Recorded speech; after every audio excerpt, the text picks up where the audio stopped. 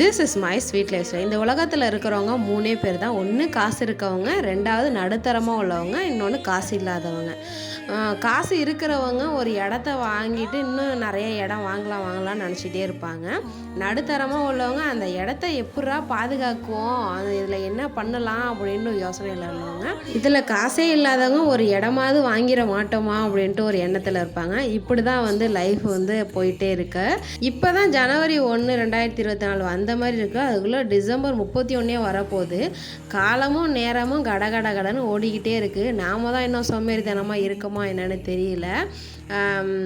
இனிய புத்தாண்டு பொங்கல் நல்வாழ்த்துக்கள். எல்லோரும் எப்படி இருக்கீங்கன்னு சொல்லுங்கள்.